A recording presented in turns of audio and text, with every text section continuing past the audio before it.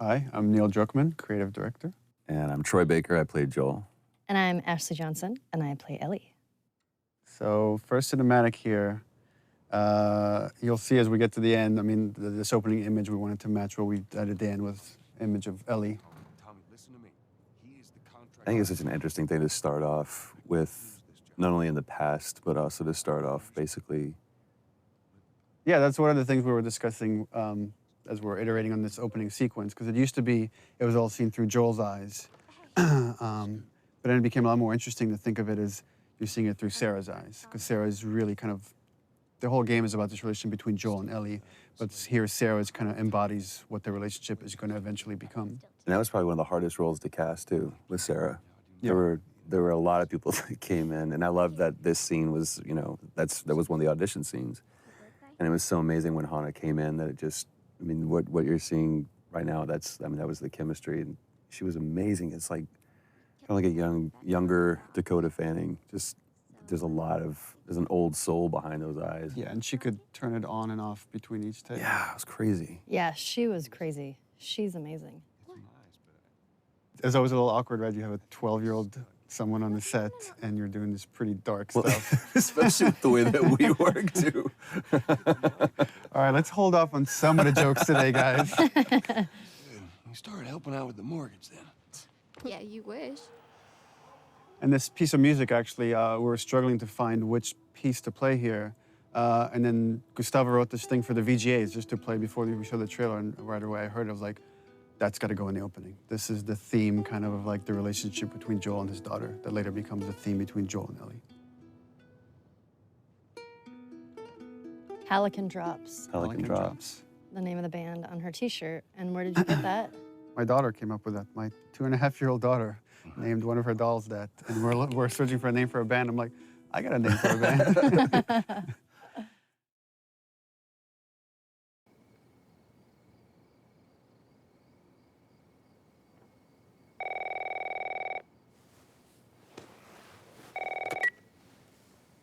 Hello? Sarah, honey, I need to get your daddy on the phone. Uncle Tommy, what time is it? I need to talk to your dad now. There's something. Uncle Tommy? Hello?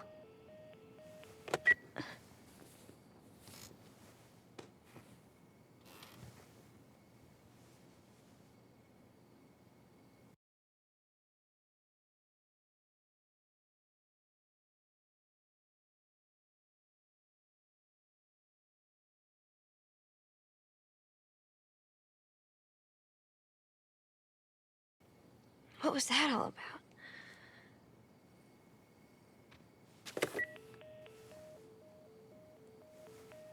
Phone's dead.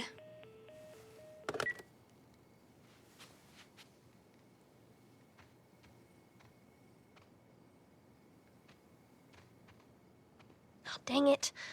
I forgot to give this to him.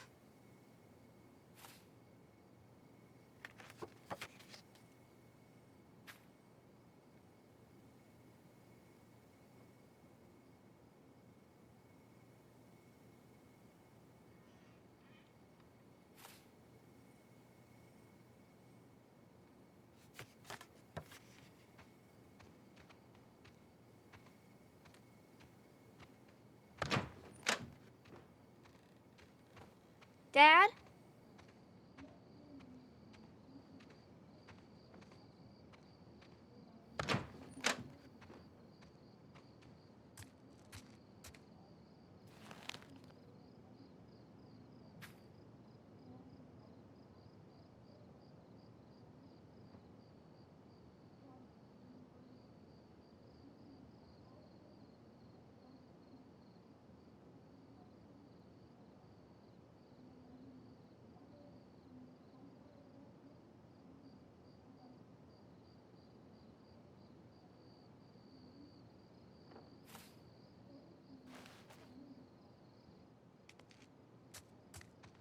Daddy?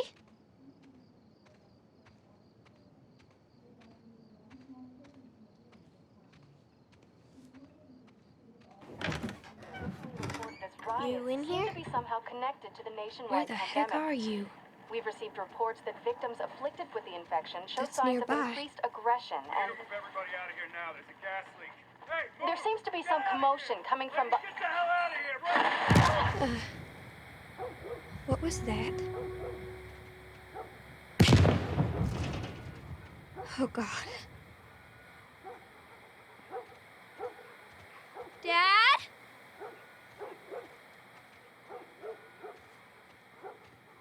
Dad?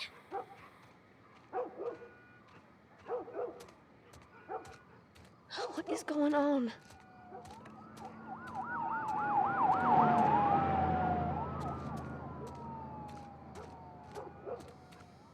There's his phone.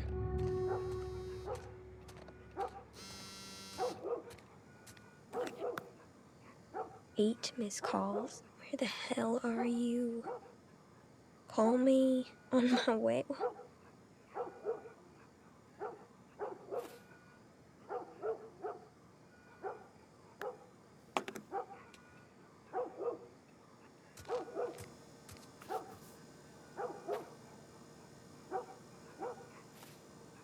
Where is he?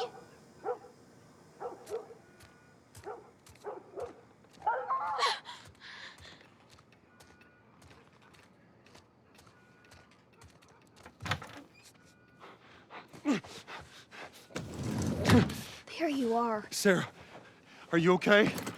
Yeah? Has anyone come in here? No, who would come in here? Don't go near the doors. Just stand back there. Dad, you're kind of freaking me out. What's going on? It's the Coopers. Something ain't right with them. I think they're sick. What kind of sick? Jeez. Jimmy! Dad? Honey, come here. Come here. Jimmy! Jimmy, just stay back! Jimmy, I am warning you.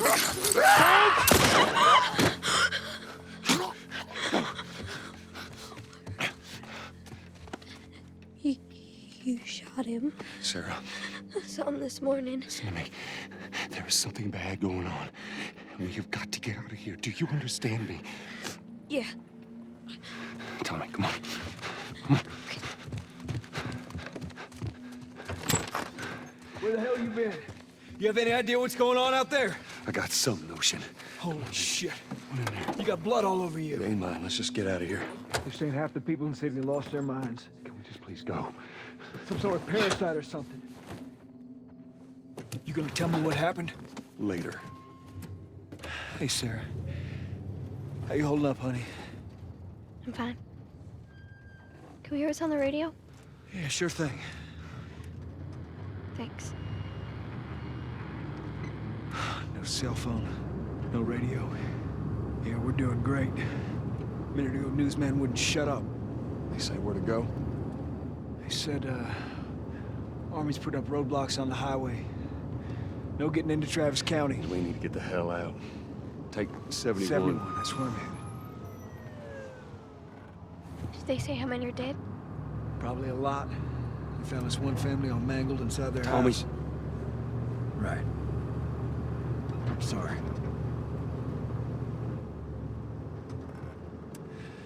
Jesus Christ, how did this happen? They got no clue. But we ain't the only town. First they were saying it's just the South. Now they're going on about the East Coast, the West Coast. Holy hell. That's Lewis's farm. I hope that son of a bitch made it out. I'm sure he did. Are we sick? No, of course not. How do you know? They said it's just people in the city. We're good. Didn't Jimmy work in the city? That's right, he did. We're fine, trust me. All right. Let's see what they need.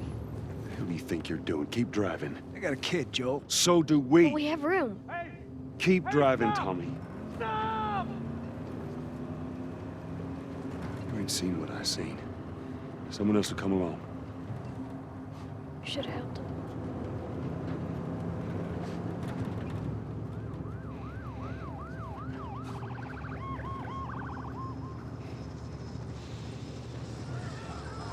This is bad. Everyone and their mother had the same damn idea. We could just backtrack and... What the fuck, man? Let's Turn us around. Oh my God. Tommy! Tommy! Holy shit! What the fuck just happened? What the fuck just happened? Did you see that? Yes, I saw it. God damn. Turn here, turn here. No. Come on, people, move. What are they running from? Get us out of here. I'm trying. Oh no. We can't stop here, Tommy. I can't fucking drive through them, Then Joel! back up then! They're behind me, too! There! Hold on! Go!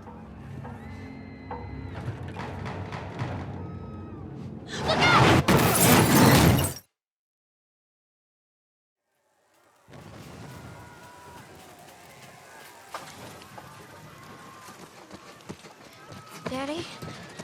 Hey. Hey!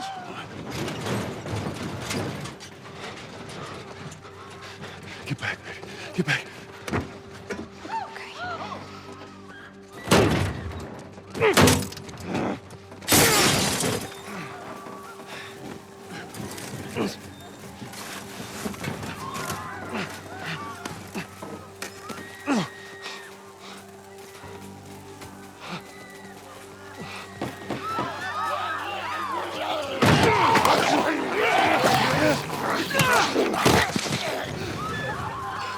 Dad? I'm here, baby. I'm here. Come on, give me your hand. What is it? My leg hurts. How bad? Pretty bad. We're gonna need to run. Keep us safe. Here, come on, baby. Now hold on tight.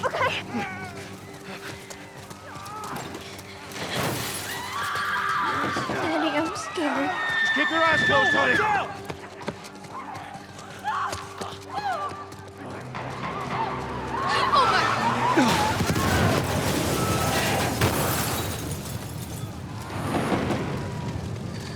Those people are on fire. Don't look, Sarah. Keep looking at me, baby.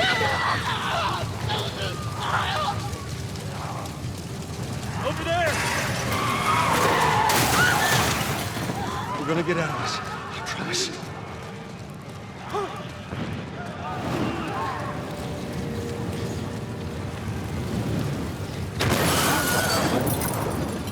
Get back! There's too many of them! This way! Through the alley! Go!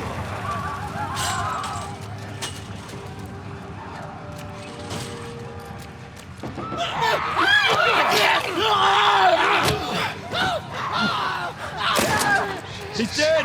God damn it! We're almost there. We're almost there, baby. They're getting through the fence!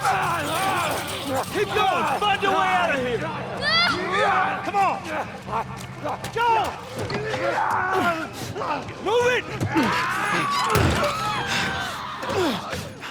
Get to the highway!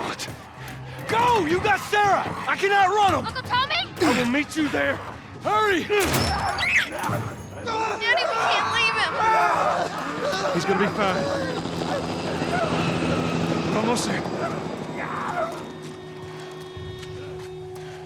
They're getting closer. Dad?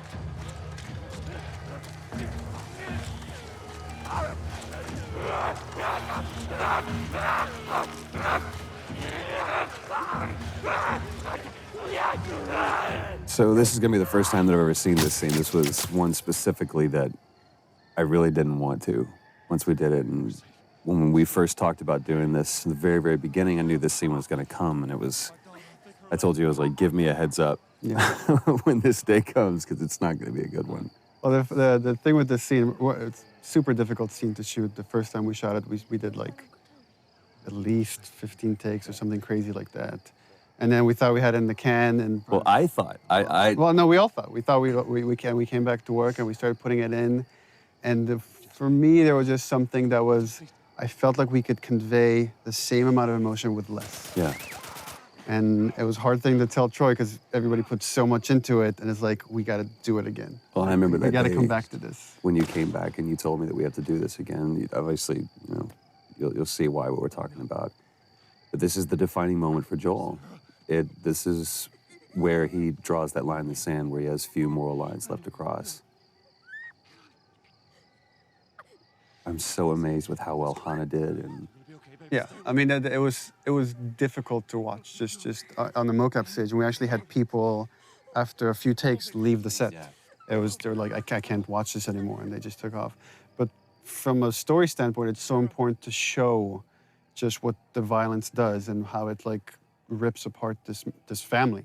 well, then especially a lot of times in video games, you see blatant violence, but when you personify it and you put it on a face, especially that young face, and you see the devastation that just one life lost can do, and it's just, I mean, this was such a hard day. It was such a hard day for both of us. I mean, it was exhausting for her. It was exhausting for me.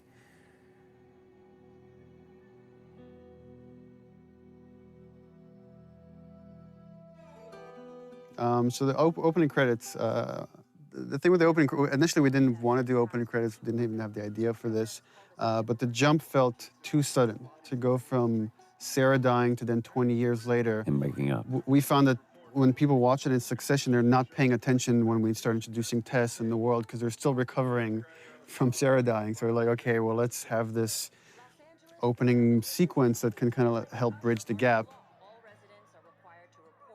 And just had the idea of just seeing this time-lapse video of fungus growing, because so much of the disease and the outbreak is based on this cordyceps fungus that spread through spores. So we contacted a group at Sony San Diego who did this whole opening sequence for us, and they actually got these fungal kits where they grew fungus like in their bathrooms and filmed this over like days to produce this thing. So everything you're seeing is actually, it's real, it's not CG, it's all organic. Except for the spores at the end, which are CG, everything is real. This whole journey is like a dreamlike state, and you constantly see people waking up.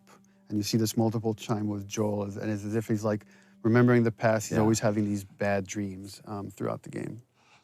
That was always something that we had to keep in mind when we did this scene, because we shot this before we shot Sarah dying scene. So it's kind of like we knew that those were going to be in one way or another kind of butted up against each other. But this is such a great thing. Again, this was in the audition thing that we did when we were trying to find Tess. And when Annie walked in, it was just like, she walked in as Tess. We saw a lot of different people for that. And this was just such a great, because the relationship you see from going from Sarah and Joel to now Joel and Tess, it's just, I don't know, you see everything, like the house that he was in before was nicer. He looked nicer, and it's not just the years have passed, but those years that have passed haven't been This also kind. gets into something interesting for me as a writer, which is you have a certain notion of characters or how you want the structure to be, and then once it's interpreted through actors like Troy, it changes. Like I've always imagined as Joel doesn't really care for Tess. He's completely shut down, and Troy treated it differently, which is I think he really cares for Tess, and even though he might not show it, and we just kind of embrace that. And you kind of see that later when Tess gets infected. That wasn't how the scene was originally envisioned, that Joel has such a reaction, but it became a lot more interesting to own that. Well, and also how much this relationship changed over, I mean, time and different writing iterations and just conversations that we had about this, even, you know, within just in the last month or so, we've had conversations about this. It's like, what is their relationship? Because we never define it. I think anybody else would have put it on the nose, they're lovers or whatever. There was one note that you gave, it's like, let's, for one specific take, and it said, let's just assume that there was a fight last night over what, we don't know.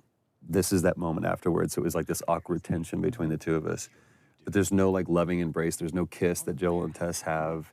It's just such an interesting relationship. And the challenge was to try to, how much can we convey just through nonverbal interaction? Right.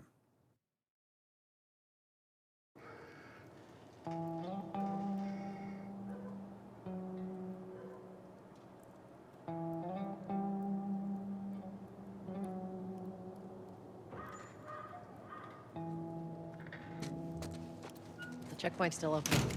Only got a few hours left until curfew. Well, we better hurry up then.